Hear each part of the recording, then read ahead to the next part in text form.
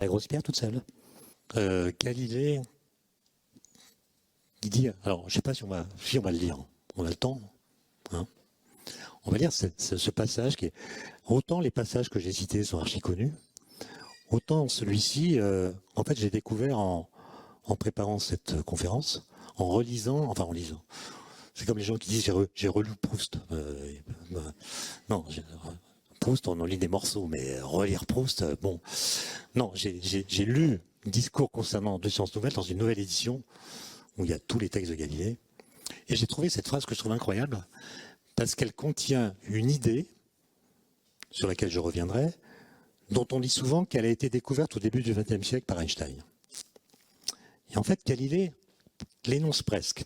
Cette idée, elle va conduire à ce qu'on appelle le principe d'équivalence. J'y reviendrai, mais je vous propose qu'on lise ensemble ce qu'il dit. En fait, je vous le dis à l'avance, mais il est en train d'expliquer que quand on tombe en chute libre, on ne sent pas son poids. Alors que c'est le poids qui nous fait tomber. Lisons-le, une grande pierre placée sur une balance non seulement pèsera davantage si on lui ajoute une autre pierre, mais la simple addition d'une quenouille d'étoupe augmentera son poids des 6 ou 10 onces que pèsera celle-ci. Donc en gros, si on met un objet sur une pierre, l'ensemble va peser plus lourd que la pierre. Ça ressemble un peu à Salviati. Okay, si au contraire, vous attachez la pierre et l'étoupe et les laissez tomber librement d'une certaine hauteur, croyez-vous qu'au cours du mouvement, l'étoupe pèsera sur la pierre, accélérant ainsi sa chute, ou croyez-vous qu'elle la ralentira en la soutenant partiellement? Autrement dit, est-ce que la pierre va sentir sur son dos le poids de l'étoupe pendant la chute? Nous sentons la pression d'un corps disposé sur nos épaules quand nous voulons nous opposer à son mouvement.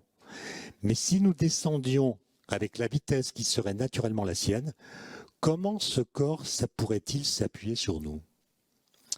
Concluez donc que dans la chute libre et naturelle, la plus petite pierre n'exerce aucune pression sur la plus grande et n'accroît nullement son poids, comme elle le fait au repos. Je trouve ça dingue. Donc, si vous mettez quelqu'un sur vos épaules, vous allez sentir son poids, mais si vous tombez avec lui, vous ne sentirez plus son poids sur vos épaules. C'est cette même idée qui va l'amener à la découverte de ce qu'il appelait la pesanteur de l'air, qu'on appelle aujourd'hui la pression atmosphérique, à la suite d'une remarque que lui a fait son ami Baliani dès 1630. Baliani fait l'expérience de pensée, il imagine qu'il est au fond de la mer, donc sous l'eau. Il a trouvé un dispositif qui lui permet de respirer. Bon, expérience de pensée, on fait ce qu'on veut. Hein. On est libre d'imaginer toutes les situations qui nous plaisent.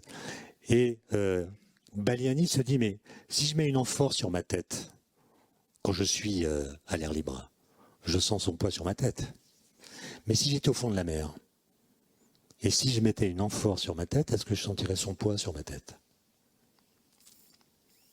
Ben, moins que dans l'air, parce qu'il y a la pression de l'eau qui va faire son office. Et on voit comment il argumente, si vous voulez. Et ça aussi, c'est l'expérience de pensée.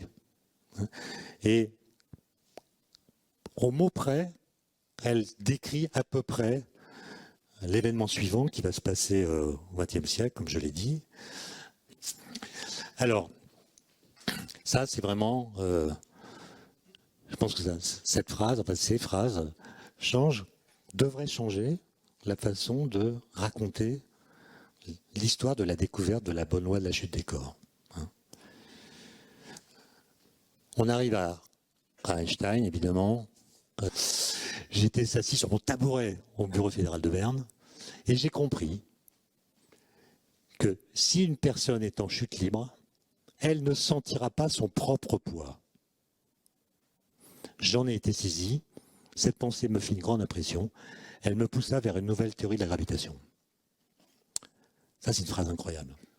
Donc, quand Einstein dit « j'ai été saisi », ça veut dire « j'ai été pris de palpitations, de tremblements ». Il a une émotion, en fait. Hein. Et oui, la différence avec Galilée. Galilée dit « si vous êtes en chute libre, et si quelqu'un est sur vos épaules, vous ne sentez pas son poids ». Mais ce que dit Einstein, c'est que vous ne sentez pas votre propre poids quand vous tombez. D'accord ? Et c'est quand même bizarre, ça. Donc c'est pas vraiment une découverte. Hein. Il a fait que prendre au sérieux les lois de Newton ou même de Galilée sur la chute libre. Alors maintenant, je reviens à cette expérience de pensée-là.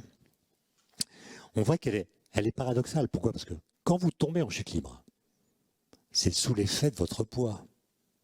Donc le poids est la cause de votre chute. Votre chute est accélérée. Mais si pendant la chute, vous prenez un objet qui est d'une masse différente de la vôtre et vous le lâchez, d'après Galilée, il va tomber à la même vitesse que vous. Donc par rapport à vous, il ne va pas tomber. Donc le fait de subir la gravitation qui provoque votre chute vous donne l'impression qu'il n'y a pas de gravitation. Puisque les objets sont en train de flotter dans l'espace comme s'ils n'avaient pas de poids. Donc l'effet produit par la gravitation semble autour de vous annuler la gravitation qui vous fait tomber. Pour le dire en une phrase, la chute des corps met la gravitation hors du spectacle. Et ce qui est drôle, c'est que la chute des corps a pour anagramme hors du spectacle. Mais bon, ça c'est juste pour rigoler. Merci. Non mais c'est un truc dont on n'a absolument pas conscience. En fait, ce que comprend Einstein, c'est que quand on est soumis qu'à son poids, on ne sent pas son poids. Autrement dit, la seule façon de sentir qu'on a un poids, c'est qu'une autre force que son poids s'exerce sur soi. Par exemple, vous êtes assis, vous sentez que vous avez un poids, c'est la résistance de la chaise à votre poids qui vous fait sentir votre poids. Mais si vous êtes dans une situation où vous ne sentez que votre poids, où vous ne subissez que votre poids, vous ne sentez pas votre poids. Autrement dit, quand vous êtes en chute libre, dans le vide, vous êtes en impesanteur. L'impesanteur, c'est pas l'apesanteur. C'est pas l'absence de pesanteur. C'est l'absence de ressenti de l'apesanteur. Donc quand vous subissez l'apesanteur en 2 mots, cela vous met en impesanteur. Encore une fois, Einstein n'a rien découvert là, il a juste fait parler les équations de Newton. On voit que c'est compliqué, plus que ce que je viens de raconter, parce que si vous prenez un corps qui tombe avec vous et qui est proche de vous, en effet, il aura une trajectoire identique à la vôtre. Mais s'il est à 100 km de vous, il va tomber vers le centre de la Terre comme vous, et sa trajectoire ne sera pas parallèle à la vôtre. Donc ça va être un peu plus compliqué. Mais l'idée est là.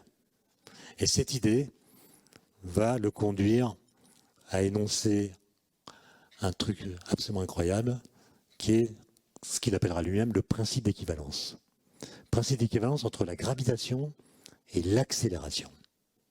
Ce qu'on vient de voir dans l'exemple que j'ai cité, c'est que si vous subissez la gravitation, ça vous donne une accélération qui semble annuler la gravitation.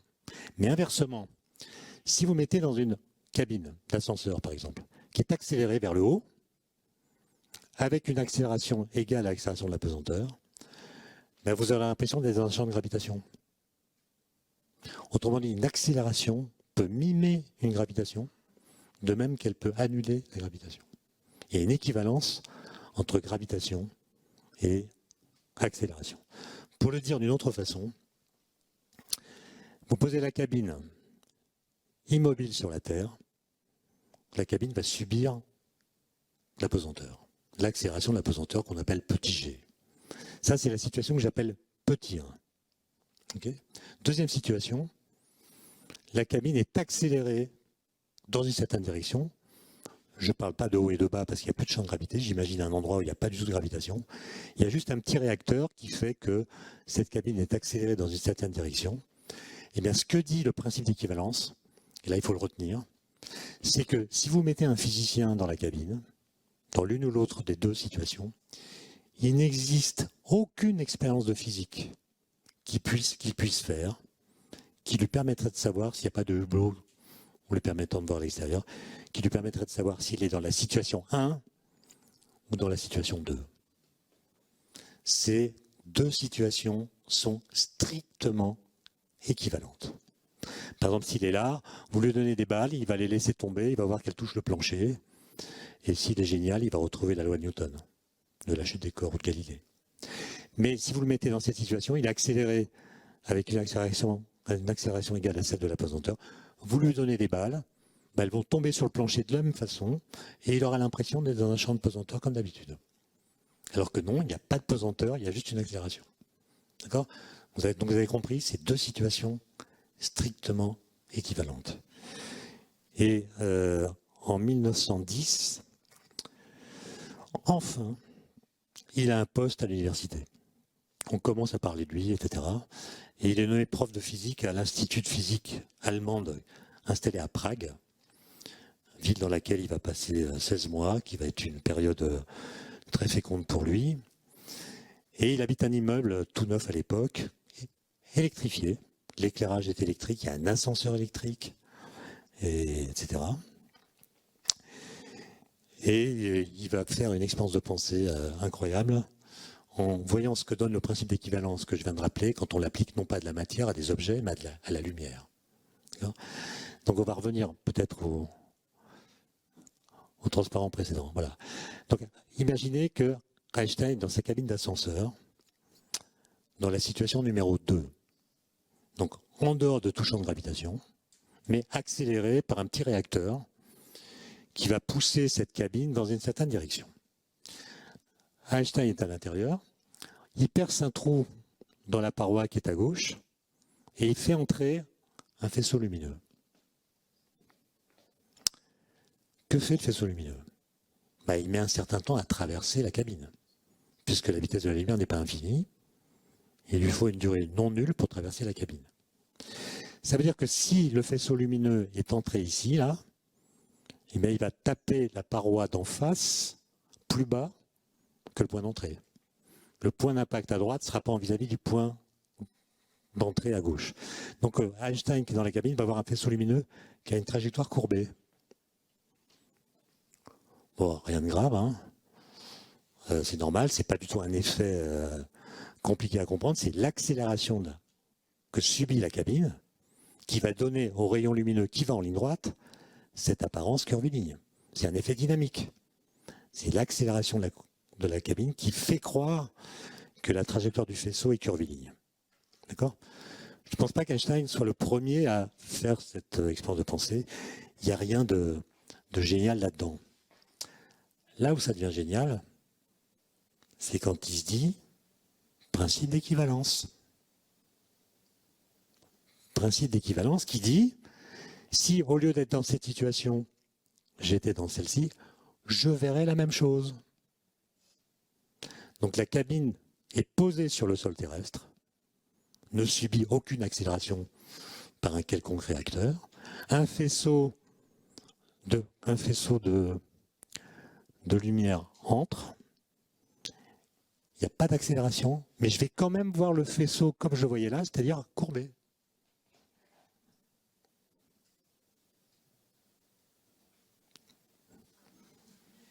Ça vous fait quoi?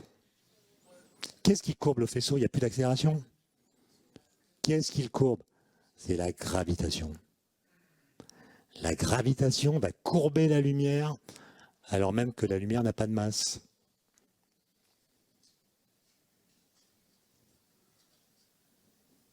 Ben voilà.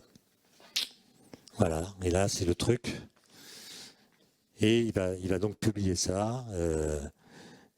La lumière subit la gravitation. Mais comment? Elle n'a pas de masse. Et à cette époque-là, il y a un collègue à l'Institut de physique qui s'appelle Georges Pick, qui est un mathématicien autrichien, qui a entendu parler des géométries non-euclidiennes inventées par des mathématiciens italiens comme Ricci et Levi-Civita. Il lui en parle. Et Einstein, qui séchait les cours de maths à l'école polytechnique de Zurich, démissionne de son poste à Prague pour retourner à Zurich, où travaille son ami Marcel Grossmann, qui était étudiant avec lui, et qui, lui, ne séchait pas les cours de maths et s'était spécialisé dans les géométries non euclidiennes, donc des géométries courbes. Et Einstein a l'intuition qui ne pourra rendre compte de ce qu'il vient de découvrir par cette expérience de pensée qu'en changeant la géométrie de l'espace-temps. Donc il va rentrer à Zurich, travailler avec Grossman. Ensemble, ils vont publier ce qu'ils vont appeler une esquisse de relativité générale. C'est un gros papier en deux parties, une partie mathématique rédigée par Grossman, une partie physique rédigée par Einstein. En fait, dans ce papier, il y a une erreur, disons. Ce serait trop long à vous raconter, mais il commence à se dire que la gravitation n'est plus une force, comme on l'apprend à l'école. C'est un effet de la géométrie.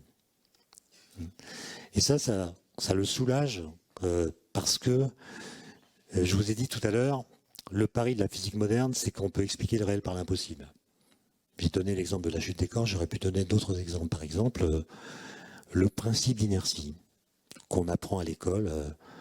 À mon époque, c'était en classe de seconde, aujourd'hui je ne sais pas, mais principe qui a été lui aussi énoncé par Galilée, qui dit qu'un corps qui n'est soumis à aucune force a un mouvement rectiligne et uniforme. Donc vous êtes un corps qui n'est soumis à aucune force, et Galilée vous dit, ce corps va se déplacer à vitesse constante en ligne droite indéfiniment. Vous avez déjà vu ça, vous ? Est-ce que vous avez déjà vu un mouvement inertiel ?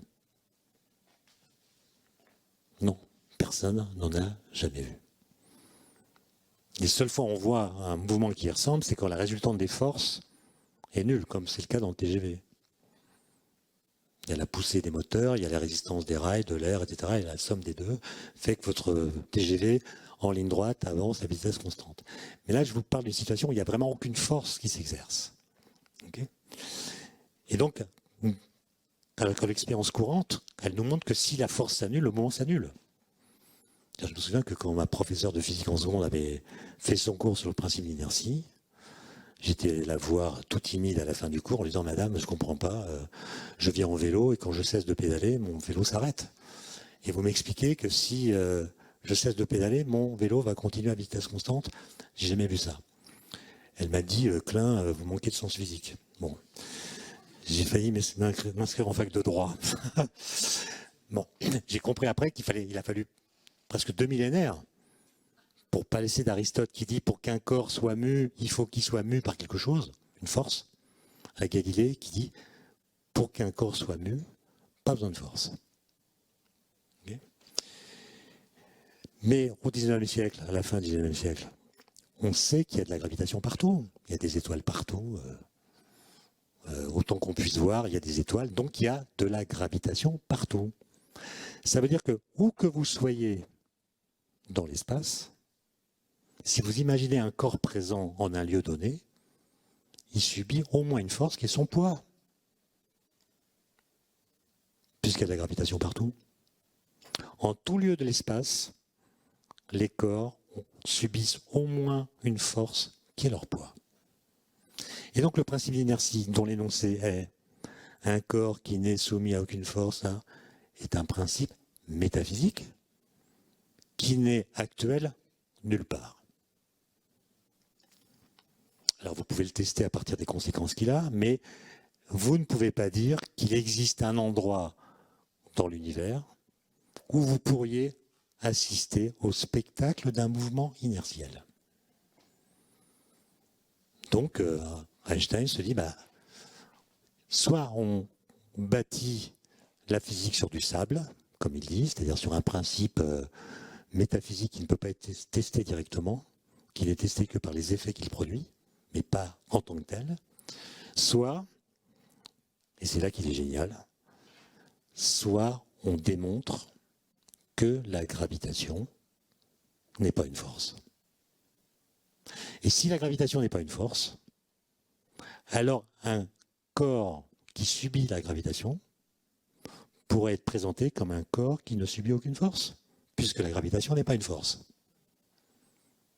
D'accord ? Et c'est ça qu'il va théoriser dans une théorie qu'il va publier en 1915, qui est la théorie de la relativité générale, qui montre qu'en effet, la gravitation, ce n'est pas du tout une force qui s'exerce sur les objets. Les objets qui subissent la gravitation ont un mouvement inertiel, Par exemple, la Terre qui tourne autour du Soleil, elle ne subit aucune force. Elle n'est pas attirée par la Terre. Par contre, la Terre déforme la géométrie de l'espace dans son voisinage, et la Terre ne fait que suivre, par un mouvement inertiel, la courbure instaurée par la présence du Soleil. Donc en fait, si la Terre tourne, c'est pas parce qu'elle est attirée, c'est parce qu'elle va en ligne droite. Mais quand on va en ligne droite dans un espace courbé, ben ça tourne. Ok ? Donc c'est ça la grande leçon de la relativité générale. Mais avant même d'avoir théorisé tout cela, dès 1913, Einstein publie un papier en disant, mais puisque, d'après ce que j'ai imaginé là, la lumière doit être déviée par la gravitation. À l'époque, il n'a pas les équations de la relativité générale, il a juste raisonné comme je viens de le dire. À votre avis, quel est le moyen de vérifier ça? Comment est-ce que je peux vérifier que la lumière est déviée par la gravitation? Alors, c'est pas avec une cabine d'ascenseur. Hein. Le temps que met la lumière pour traverser une cabine, c'est beaucoup trop court. Donc, on ne voit rien. Donc, il faut imaginer autre chose. Et évidemment, pensez aux étoiles fixes. Quand vous regardez le ciel la nuit, il y a des étoiles fixes. Dans la journée, les étoiles fixes sont toujours là, mais on ne les voit plus. Pourquoi on ne les voit plus? Parce qu'on est aveuglé par le soleil. Okay. Mais la nuit, la lumière des étoiles fixes nous vient directement.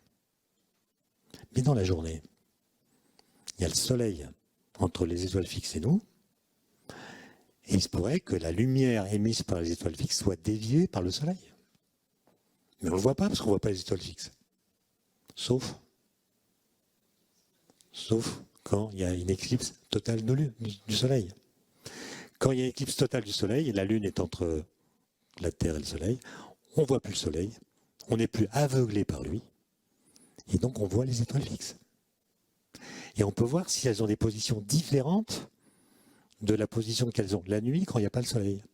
Si la position est différente, ben c'est que la présence du soleil modifie la trajectoire des rayons. Et si la trajectoire des rayons est modifiée par le soleil, ben c'est que la lumière est déviée par la matière, par la gravitation. Donc il en parle, il publie, il y a un de ses copains qui s'appelle Freundlich, qui est astronome à Berlin, qui monte une petite expédition, puisqu'il y a une éclipse totale du soleil qui est prédite pour le 21 août 1914. Donc il monte une expédition, et l'endroit où l'éclipse sera vraiment totale, c'est la Crimée. Bon, c'est pas une bonne idée. Voilà. Aller en Crimée le 21 août 1914, quand on est allemand, c'est pas une bonne idée. Donc ils sont tous arrêtés. Ils font pas la mesure. Et heureusement, parce que les calculs d'Einstein étaient faux, pour les raisons que j'ai dites. Et Einstein avait fait une erreur. Enfin, c'est une histoire un peu longue que je ne vais pas raconter, mais si on avait pu faire la mesure en 1914, sans doute que ça aurait découragé Einstein parce qu'on n'aurait pas trouvé le bon résultat. Mais en 1915, il a les bonnes équations, fait le calcul de la déviation attendue dans la situation que je viens d'évoquer, et un astronome britannique qui s'appelle Eddington, qui est pacifiste, hein, il est contre la guerre, il a refusé de porter une arme pendant la guerre de 14, et il veut absolument montrer qu'un physicien allemand a raison contre un physicien anglais. En l'occurrence, Einstein contre Newton, avec l'idée que la science va garantir la paix entre les peuples, l'harmonie, elle va transcender les clivages nationalistes, etc. Et il y a une éclipse totale du Soleil qui est attendue dans l'hémisphère sud le 21 mai 1919. Il va monter 2 expéditions différentes à 2 endroits différents. La météo est mauvaise, on ne voit pas le soleil, sauf pendant l'éclipse, il y a un petit miracle. Et il prend ce cliché là. Donc c'est le soleil caché, puis on voit des étoiles fixes là. Et il mesure la déviation. Bon, et envoie une carte postale à Lorentz. Bon, quand on regarde les barres d'erreur, c'est pas terrible. Mais ça suffit à convaincre qu'il y a une déviation qui se produit, qui est identique à celle que Einstein avait calculée. Et c'est annoncé en novembre 1919. Et Einstein va faire la une de tous les journaux. C'est-à-dire cette nouvelle-là va faire... Moi, j'ai chez moi une collection de journaux de l'époque. Dans le monde entier, on parle de ça, on parle que de ça. En une des journaux. La guerre est finie, on veut du nouveau. Comprendre qu'il y a des nouvelles relations qui viennent d'être découvertes entre l'espace, le temps, la matière, la lumière, ça excite les gens. Et ça leur fait penser que la suite de l'histoire, c'est différente de l'histoire présente qui a mené à la barbarie de la Première Guerre mondiale. Donc ça suscite un engouement incroyable, sauf en France parce qu'il y a grève de la presse. Mais voilà. Et le deuxième fils d'Einstein, qui s'appelle Édouard, qui habite à Zurich, il est tout jeune, il ne comprend pas pourquoi son père est à la une des journaux. À l'époque, Einstein habite à Berlin. Et il lui écrit une lettre en disant « Mais papa, pourquoi on te voit partout? Qu'est-ce que tu as fait ?» Et Einstein répond une lettre que vous pouvez voir au musée Einstein à Berne, dans lequel il dit « Mon fils, quand un scarabée aveugle marche sur une feuille, il ne se rend pas compte qu'elle est courbée. Moi, ton père, j'ai compris la courbure de l'espace. » Il a choisi un scarabée, hein, pas autre chose. Et donc voilà, c'est la révolution de l'époque. La gravitation est une déformation de la géométrie. Et ce qui est extraordinaire, c'est que, un peu comme pour Galilée, à l'époque, qu'est-ce qu'on a comme données sur l'univers? Essayez de vous remettre en 1915, ou 1919 même. On ne sait pas que l'univers est en expansion.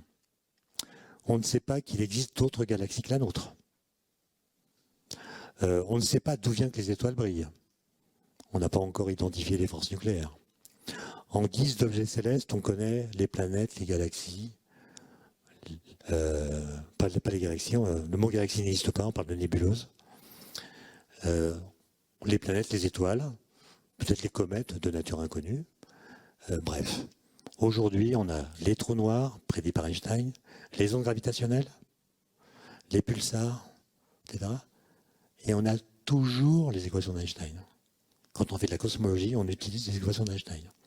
Et donc, il faut questionner le fait que la physique moderne, elle est née quasiment sans données, et toutes les données qu'on accumule ne la contredisent pas. C'est la même chose pour la mécanique quantique. Maintenant, faisons nous-mêmes une expérience de pensée. Imaginons qu'on ait des capteurs qui mesurent les vitesses, les positions, les accélérations de tous les corps que vous pouvez imaginer tombant dans l'atmosphère. Alors, selon qu'il y a du vent, de l'humidité, des bourrasques, etc. Et vous aurez donc, grâce à des algorithmes qui analysent ces données, une bien meilleure description de la façon dont les corps tombent que celle que pouvait avoir Galilée. Donc, vous serez capable de prédire la trajectoire d'un corps compte tenu de la vitesse du vent, de sa direction, etc. Mais, c'est une question que je pose. Est-ce que l'algorithme qui analysera toutes ces données sera capable de dire si les corps tombaient dans le vide, ils tomberaient à la même vitesse? Tous. Eh bien non. En tout cas, pour l'instant, non. Autrement dit, jusqu'à preuve du contraire, l'intelligence humaine, enfin pas celle de tout le monde, mais celle de Galilée, est plus forte que l'intelligence artificielle. Je vous remercie pour votre attention.